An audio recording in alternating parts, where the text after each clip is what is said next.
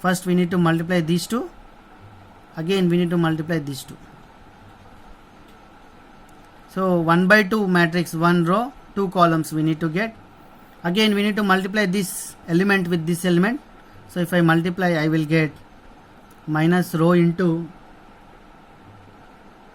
x1 minus x1 bar divided by sigma x1 into sigma x2 plus this one into this one, x2 minus x2 bar divided by sigma x2 square. So here first if I multiply x1 minus x1 bar into 1 by sigma x1 square, I will get this. This I need to multiply this. So here in the numerator I will get into row. That we have forgot to write. So this one into this one, this one into this one, x2 minus x2 bar into row by sigma x1 sigma x2. So now this matrix we need to multiply with x1 minus x1 bar, here x2 minus x2 bar.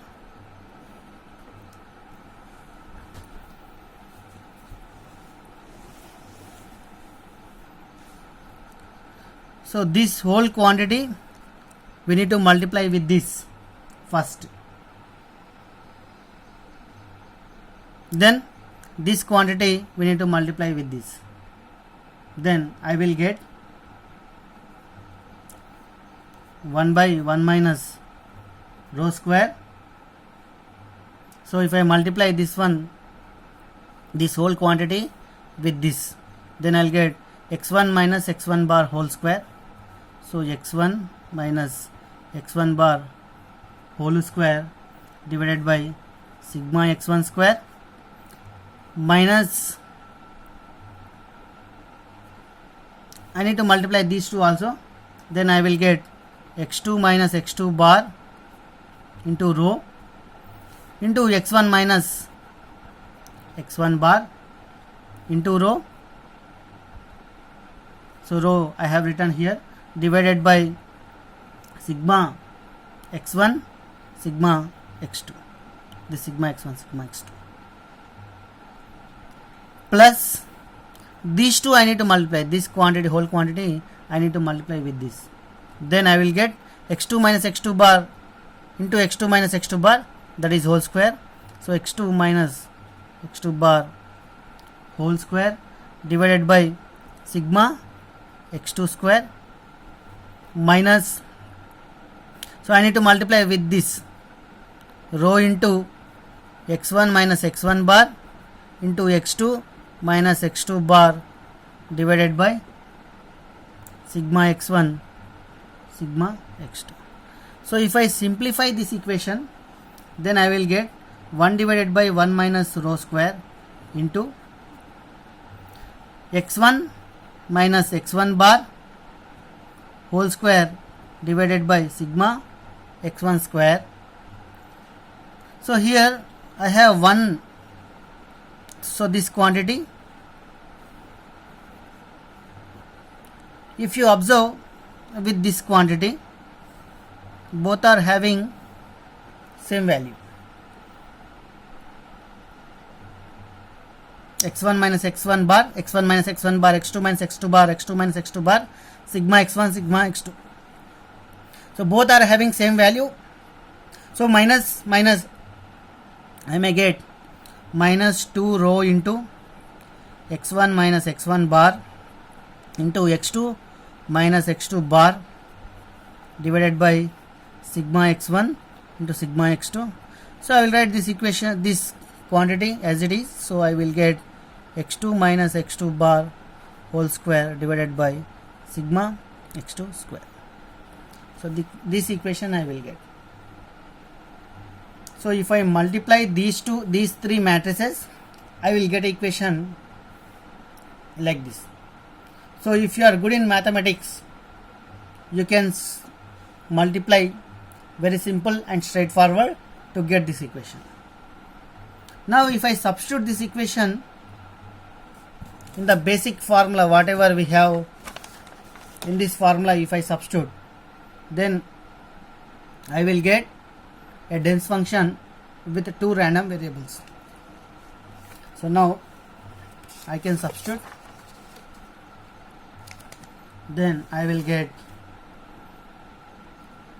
so here fx1 x2 into x1 comma x2, that is given by, so 1 divided by 2 pi. So here it is given 2 pi whole power n by 2. So n is equal to 2 by 2, I will get 1. And the determinant of this matrix, already we have found the determinant. So the determinant value is this one. Simply I can write this 1 minus rho square into sigma x1 square into sigma x2 square. So this is the determinant value. So exponential of, we need to write all these values. So exponential of, so whatever we got the equation, I need to write that equation. So the equation will be 1 by 1 minus rho square is there. So in the formula we have 2. So you can check here by 2. So I can write it as minus 1 by 2 into 1 minus rho square, because if you see we got 1 minus rho square. So I will write into x1 minus x1 bar whole square divided by sigma x1 square minus 2 rho into x1 minus x1 bar x2 minus x2 bar divided by sigma x1 into sigma x2 plus x2 minus x2 bar whole square divided by sigma x2 square. So this is the equation for two random variables.